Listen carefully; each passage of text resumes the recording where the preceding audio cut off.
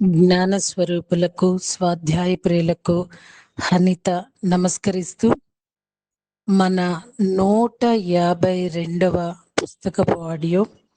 మరి పత్రి సార్ ప్రతి ఒక్కరిని బుక్ రాయమన్నారు.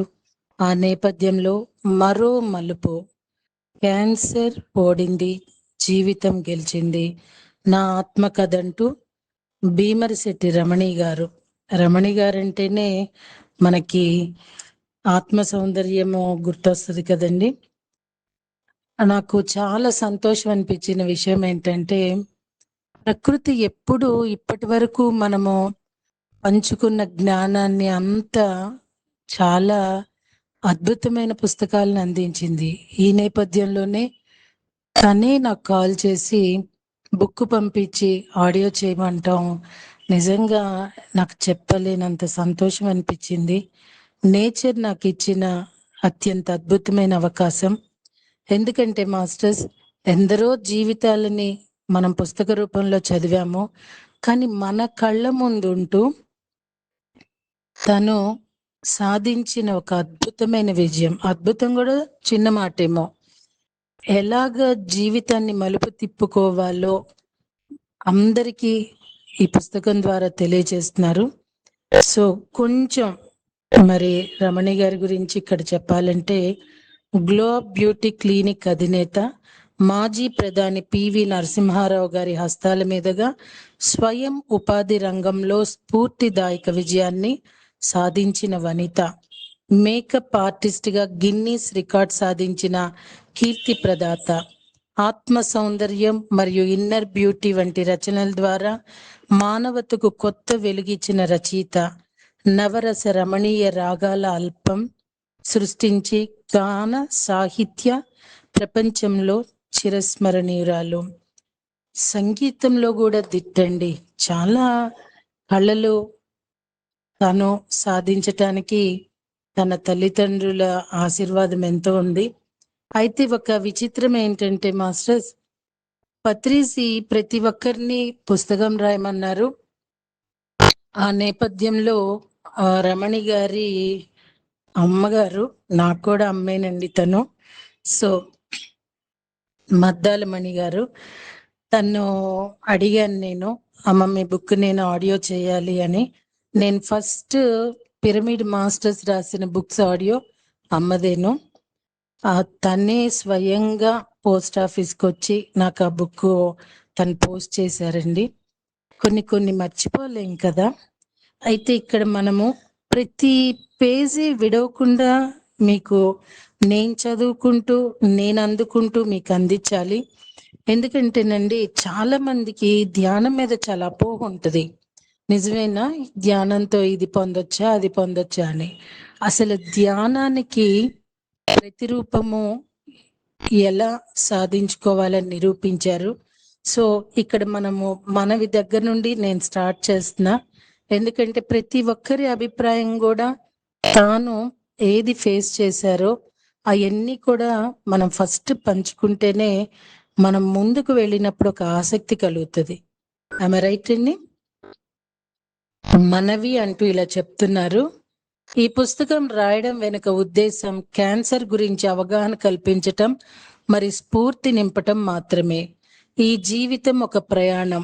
ప్రతి మలుపు ఒక కొత్త అనుభవానికి, ఒక కొత్త అర్థానికి తలుపు తెరుస్తుంది. నా జీవిత ప్రయాణంలో వచ్చిన ప్రతి మలుపు నన్ను కొత్తగా మలిచింది. ఆ మలుపుల్లో కొన్ని తీపి గుర్తులు, కొన్ని తార్కిక ప్రశ్నలు, కొన్ని గాఢమైన బాధలు, మరిన్ని మౌనంగా నేర్పిన పాఠాలు. మరో మలుపు అనే పుస్తకం నా జీవితంలో ఎదురైన అనేక మలుపుల కథనమైతే, అదే సమయంలో పాఠకులందరికీ ఆత్మవిశ్వాసం నింపే ప్రయత్నం కూడా. చిన్నప్పటి నుండి క్యాన్సర్ ప్రయాణం వరకు నా లోపల అనుభూతుల్ని, ఆలోచనల్ని, భయాన్ని మరియు ఆశలని ఈ పుటల మధ్య నిక్షిప్తం చేశాను.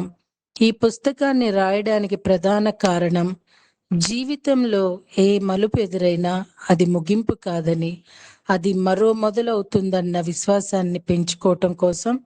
పాఠకులు తమ జీవితంలో మలుపుల్ని కొత్త కళ్ళతో చూడగలిగితే అదే రచయిత్రిగా నాకు గెలుపు.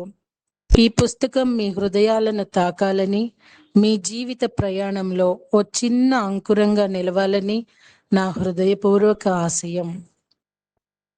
ఈ పుస్తకం నేను రాయడానికి నాకు ప్రేరణ కలిగించిన ఆ పరమ చైతన్యానికి నమస్కరిస్తున్నాను. ఇది నా కథ, నేను అనుభవించిన వ్యధ.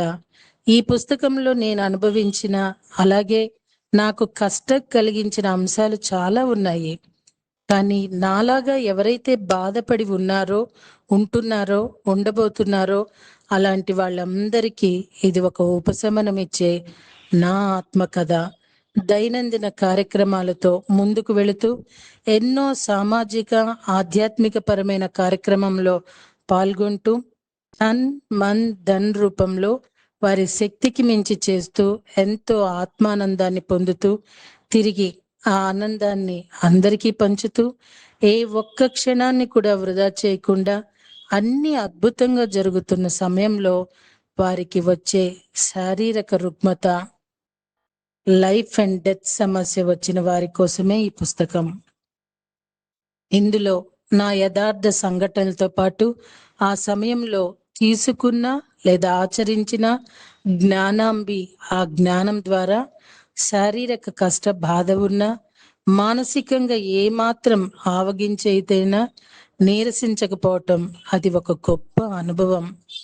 ఓం నమో భగవతే వాసుదేవాయ, ధన్వంతరాయ, అమృత కలసాయ హస్తాయ, సర్వరోగ నివారణాయ, త్రైలోక్యనాథాయ, శ్రీ మహావిష్ణువే నమః. ధ్యానం వల్లనే మనలో ఉన్న దైవత్వం మనకు అవగతమవుతుంది అంటున్నారు బ్రహ్మర్షి పితామహ పత్రిజీ. ఇలా తన ఈ జీవన పయనాన్ని తన అక్షర మాలికగా ఈ పుస్తకాన్ని తీర్చిదిద్ది ఎంతో మంది ఇప్పుడు ఎంతో మంది ఈ వ్యాధితో బాధపడుతున్నారు. వాళ్ళందరికీ ఒక స్ఫూర్తి ఇచ్చి ఇది అంటే క్యాన్సర్ అంటే చచ్చిపోవటమే ఒక ముగింపు అన్న ఒక భాష నుండి మరొక మలుపు తిప్పుకోవచ్చు, మరొక జీవితాన్ని ఆరోగ్యవంతంగా జీవించవచ్చని మనందరికీ తెలియజేస్తున్న రమణి గారికి కృతజ్ఞతలు తెలియజేసుకుంటున్నాము. మళ్ళీ రేపటి రోజున మరింత మంది అభిప్రాయాలు తెలుసుకుందామా? Thank you.